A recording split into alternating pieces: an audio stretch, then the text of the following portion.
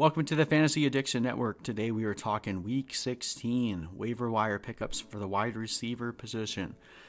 Those of you playing for championships, if you had Chris Godwin on your team, I'm sorry, but it does not look like there's any chance that he's going to be playing this week. Hopefully you have a backup option, but I know a lot of people will be rushing to the waiver wire trying to pick up the best name to throw in there. So for those of you that are in that situation, or even if you're playing against the person with Chris Godwin and are trying to play defense here, I'm going to throw out a few names to consider for Week 16.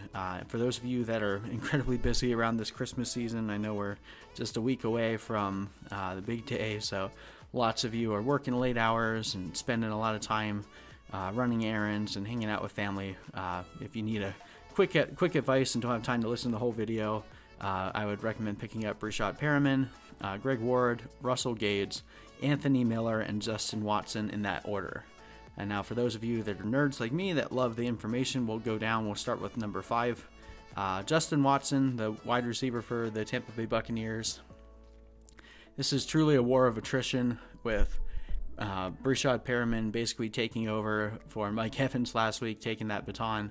Now that Chris Godwin is out, and then Scotty Miller got the touchdown in that game and also hurt his hamstring. I don't know what's going on with the Buccaneers. Apparently they're doing something in practice that is destroying their wide receiver's hamstring. So for those of us that believe in a higher power, let's continue praying for Breshad Perriman's hamstrings that they stay healthy.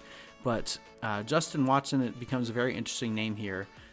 Just because he's one of the only names that they have left, and I don't plan on the Buccaneers pulling back from their passing game because it's been working for them thus far, and Jameis Winston has been absolutely unstoppable. So someone's going to get the ball, and Justin Watson becomes a very interesting name. He's 6% owned, so he's likely out there. Definitely would prefer starting Perriman if I had to rely on a Tampa Bay Buccaneers wide receiver. But if you're in a league that Perriman's already owned, Justin Watson becomes a very interesting name. And also the matchup this week against Houston is not necessarily the most favorable, but I still imagine there will be a lot of points scored because it's Jameis Winston and that's what he does. So if the Texans shut down Breshad Perriman, Justin Watson becomes a very sneaky flex. Definitely a name to consider. All right, number 4, let's look at Anthony Miller.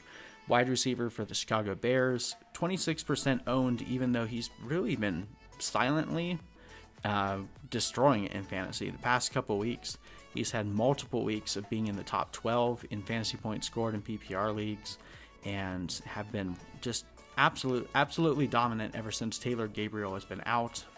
Again, no word on whether or not Taylor Gabriel will come back, but I highly doubt that will change the usage being thrown towards Anthony Miller. He's been a great wide receiver too in the offense opposite of Allen Robinson. Now, why do I not have him at number 1 considering how well he's been doing? Well, my qualm is he plays Kansas City this week. Now, Kansas City is the only team that Kansas City has allowed less points than Kansas City against wide receivers, the Chargers. The Chiefs have been dominant against the wide receiver all year.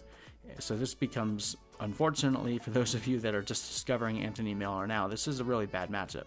But that being said, because of how consistent Miller has been, it's too hard to ignore what he's done just because he's playing in a bad matchup. So while it's difficult to endorse him, he's not going to be featured in my sits this week because he's just been too good.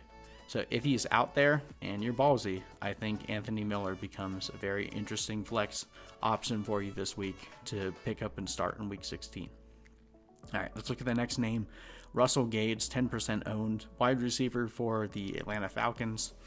So this last week, we saw the Atlanta Falcons take down the 49ers in one of the better matchups on the week.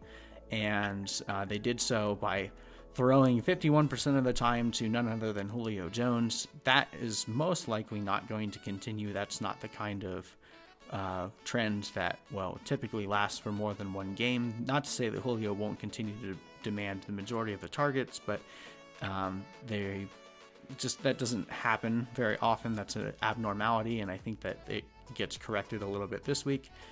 With Calvin Ridley gone, Russell Gage is still the number 2 in that option, and he's been a pretty decent slot receiver with a nice floor for PPR.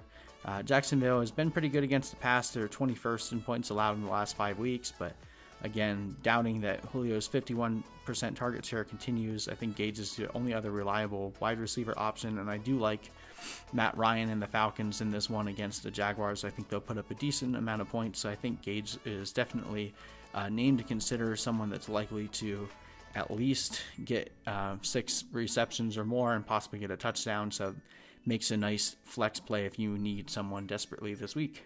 Okay, let's jump up to number 2. We're looking at Greg Ward, the receiver for the Eagles, and really the only receiver for the Eagles at this point. He was the only receiver in Philadelphia. Caught it pass last week. J.J. Arcega-Whiteside is not good at football. Now, it's likely that Dallas will adjust to this, seeing that Greg Ward is the only receiver that they have, but they can't devote too much attention to him because of the fact that Zach Ertz, Dallas Goedert, and Miles Sanders are so prolific in the passing game.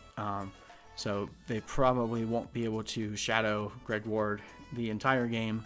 And being that Greg Ward is the only receiver worth throwing to, I think he has another nice game in a likely shootout against Dallas. I highlighted this in my running back waiver wires, but I'm banking on this game turning into a shootout. When you have 2 teams that are in a must-win situation with defenses that are below average, that is the recipe for a high-scoring game. And if this one turns into a high-scoring game, I think Greg Ward is going to get a lot of looks, a lot of high-profile looks, especially after he played in the red zone in the fourth quarter against the Redskins. Greg Ward was the main guy that they were going to on that final drive.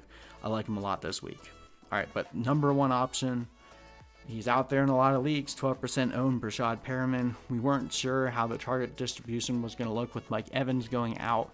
Well, not only is Mike Evans still out, but now Chris Godwin is also out, and Breshad Perriman just put up 3 touchdowns this last week. So, like we highlighted in the Justin Watson take, this is the war of attrition here, but Perriman is now the de facto number 1 wide receiver in a pass-heavy team going against the Texans in what could easily turn into a high-scoring game.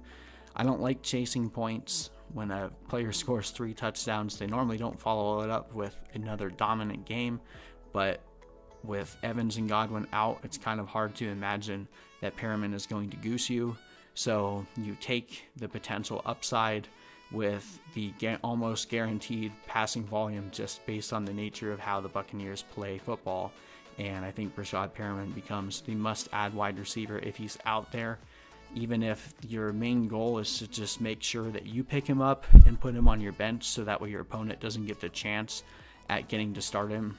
If he goes off, even if he's on your bench, it's much better to have a player go off on your bench than for a player to go off on your opponent's team during the championship week. So if Breshad Perriman is there on the waiver wire, put a claim in for him. Even if you don't feel compelled to start him, it's much better for him to be on your bench than for him to be somewhere else that he can hurt you. Anyway, hopefully you guys found this helpful. I know this is a hard time of the year to be making these lineup choices, and sometimes you just need someone else to give you a little bit of information that'll help you make the right decision. And we want all of you listening to win your championships this week, so hopefully this helps you do so. Anyway, please like and subscribe for more content, and we will see you in the next video.